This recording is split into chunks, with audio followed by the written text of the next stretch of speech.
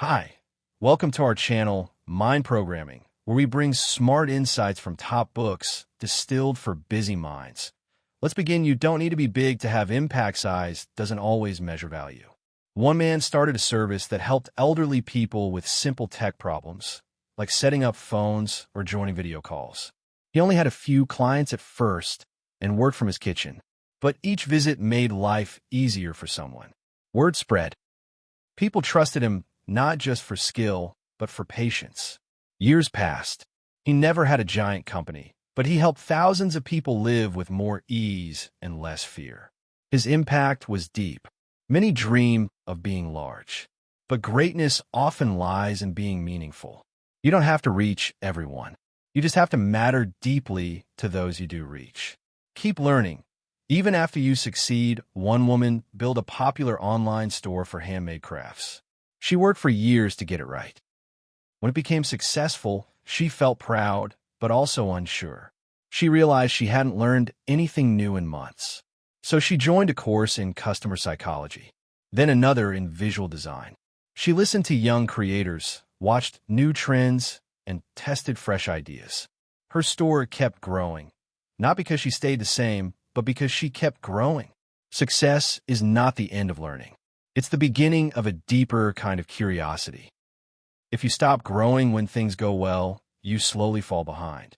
But if you keep learning, you stay fresh, awake, and ready for what's next. Money is a tool, not the goal. One young founder built an app that helped freelancers track their time and get paid faster. The money came quickly.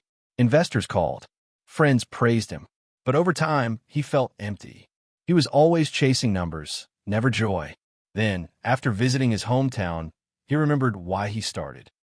His uncle had struggled to earn on time, always waiting for checks. The tool wasn't about profit, it was about dignity. He shifted his focus. He added features that made life easier, not just more profitable. Customer happiness rose. He still made money, but it no longer controlled him. Money is important, but it should serve the mission, not replace it.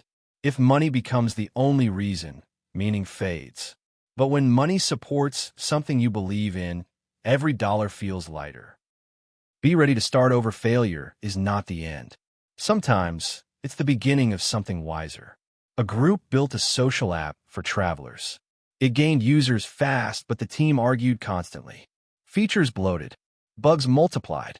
One day, their servers crashed, and no one came back. They were devastated. For weeks, they rested, thinking it was all wasted. Then they looked at what had worked, a tiny part of the app where people shared local food tips. That section had real joy. So they stripped everything else away and rebuilt just that part. It was simple, clear, honest. It grew slowly, then strongly. Starting over didn't mean they failed. It meant they listened. Most great work is not the first draft.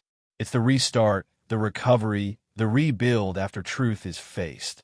Solve for trust. Trust is the quiet foundation of all lasting success. One man ran a tutoring platform. At first, he focused only on speed and price. He matched students to tutors quickly, with little checking. Problems grew. Complaints rose. He slowed down.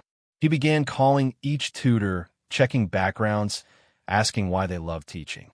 He added feedback loops for parents. Slowly, trust returned. Fewer users left. More people referred others.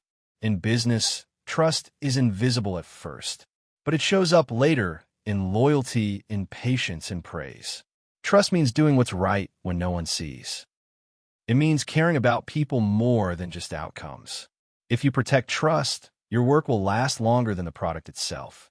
Simplicity wins. People crave clarity. A young woman designed a finance app for teens. Her first version had charts, tips, comparisons, and many options. It looked smart, but confused everyone. No one used it. She watched quietly as new users joined. What did they pause? What did they ignore? Then she removed everything that caused friction. The new version had one screen, a few buttons, and bright colors. Usage jumped. Teens liked it. Parents trusted it. Sometimes builders try to prove how smart they are. But what people really need is something simple enough to feel easy. Simplicity is not weakness. It is precision. When something is easy to use, it feels like it belongs. Purpose attracts talent when your mission is clear, the right people find you. A small team was building software for farms. It wasn't glamorous. Big tech didn't care, but their goal was strong: help farmers use less water and grow more. One by one, people joined, not for high salaries but for meaning. A woman left her job in finance to help with data design. A young man moved back to his village to work on solar-powered sensors. The mission pulled people in. When your purpose shines, it becomes a magnet. People want to work on something that matters. They want their time to leave a mark. A clear purpose beats perks, bonuses, or fame. It builds loyalty. It gathers heart. Don't outsource your core. There was a company that helped teachers design better learning tools. At first, they hired others to write the lessons and build the software. It saved time, but soon, the lessons felt cold, and the software broke often. Teachers stopped trusting the system. The founders realized they had given away the heart of their work, so they brought the writing back in-house. They sat with teachers, listened closely, and rewrote the materials themselves. They worked late nights on the software too, fixing each problem with care. Slowly, people returned. The work now felt alive again. You can hire help, but you should never give away your core. Whatever makes your work special, your insight, your care, your voice, must stay close to you. The center of your work is your responsibility. Thank you for listening, and please like the video and subscribe for more great upcoming content that will put you in top 1% people in the world.